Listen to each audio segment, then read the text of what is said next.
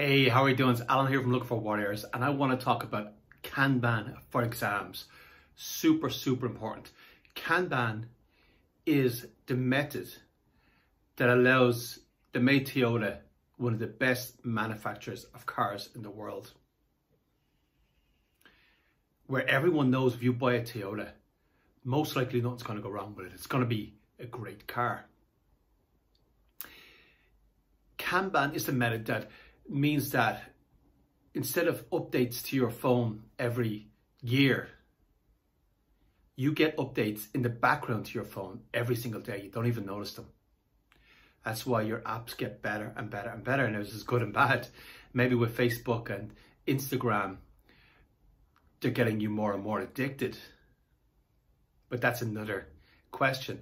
The one thing you can be sure is they're getting better and better and better. And you don't even notice it. Now, the reason is Kanban. Kanban was created first in Toyota, and it gave the Japanese car manufacturers a huge boost over the US ones, where US were always, Detroit was the place to build a car. It became Japan very, very quickly, and the reason is Kanban. Now, let's take this incredible method and use it for your exams. Because let me tell you for 1 minute about exams. I by no means am saying that exams are the most important thing in the world.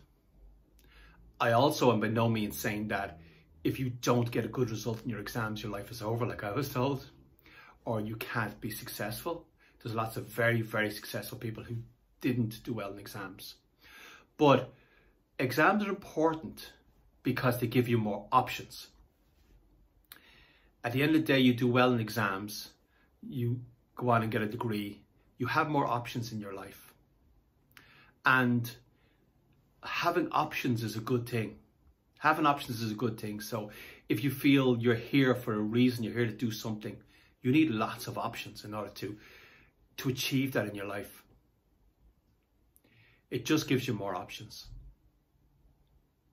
So, Kanban for exams. Now, Kanban is really, really simple.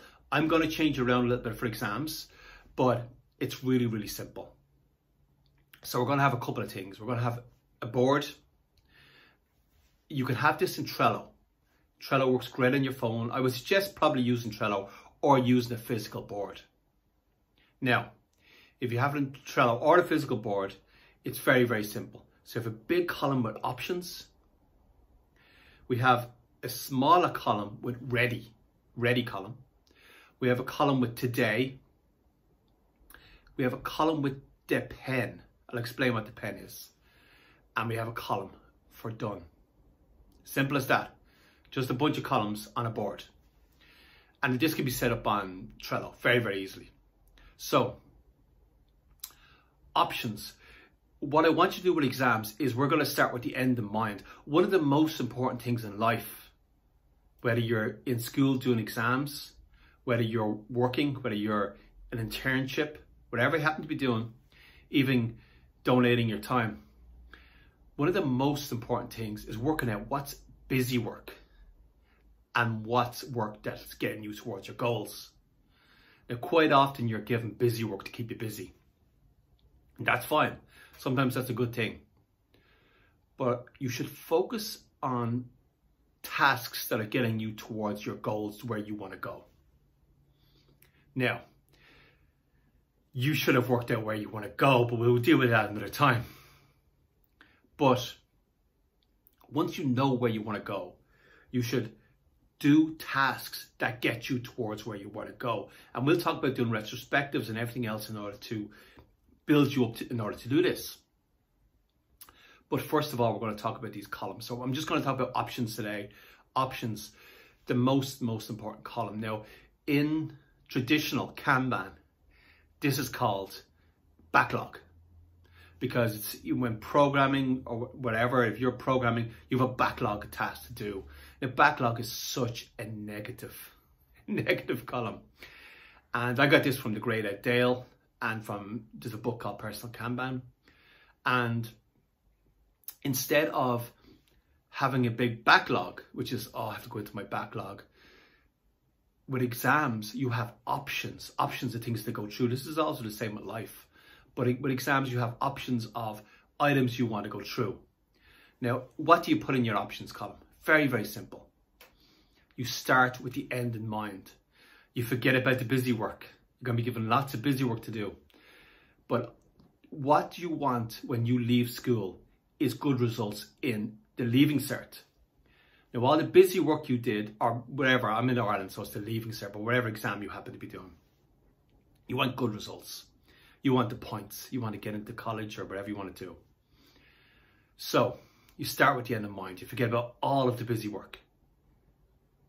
Do your best not to have to do any of the busy work. Now, there's going to be some busy work that you have to do, but you mostly do the work to get you towards the end that you want to get to, which is a good result in exams. So you start with the end in mind.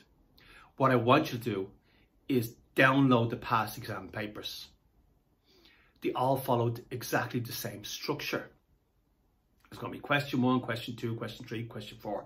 Very similar every year, obviously different questions, but it's the same structure every year. And you are going to take those exam papers down, and each question, you're going to tag it with, if you're doing a physical board, you can have different color post-it notes. But if you're using Trello, you can tag them.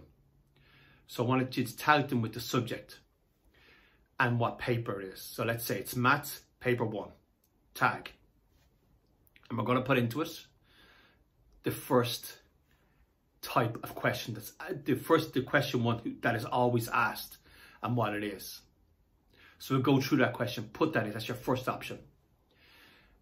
Then we do this to question 2, tag it the same, put in, that's your second option. Question 3, that's your third option, etc, etc, etc. I assume you don't need me to go through every single question. So you tag them. You tag each question.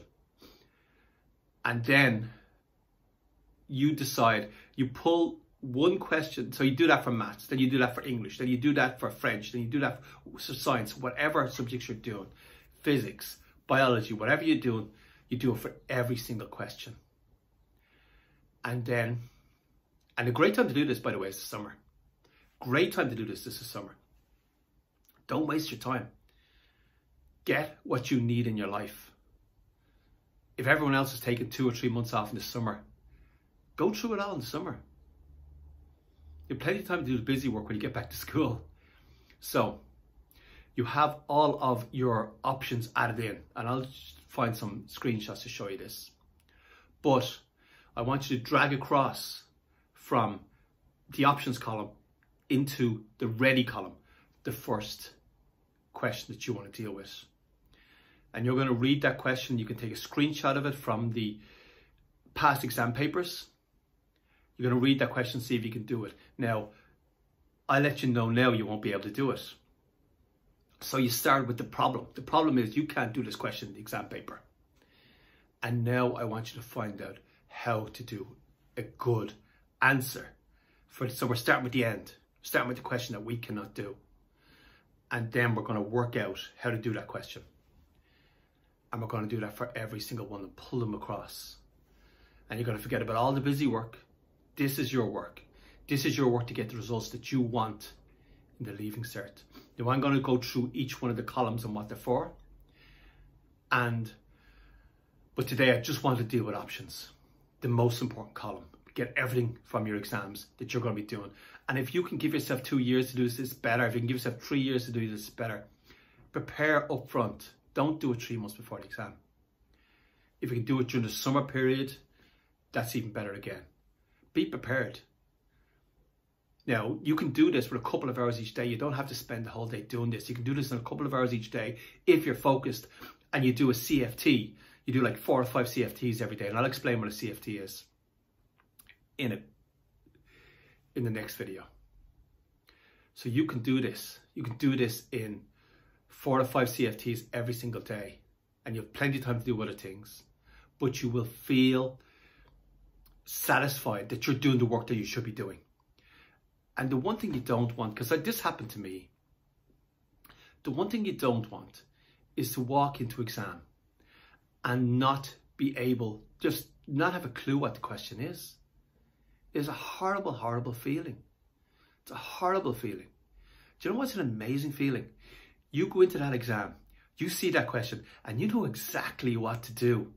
And you're writing and you're looking around, and half the other people aren't writing and they have worried looks on their faces. And you're writing. You know how to do this and you're doing it really, really, really well. And you're doing it really well, and you feel that. And you also know that everyone else around you, in the room, people know you're doing it really, really well. And it can be done very easy. A couple of CFTs, it's not a lot of work. But it's so important to be prepared before you're in there. Don't go in there and just have that horrible feeling, what am I doing here? What am I doing with my life? Don't do that. Go in, feel confident. There's always going to be one or two things that trip you up. But it doesn't matter. You can do 90% of that paper once you're prepared. This has been Alan here from Looking for Warriors, talking about Kanban for exams.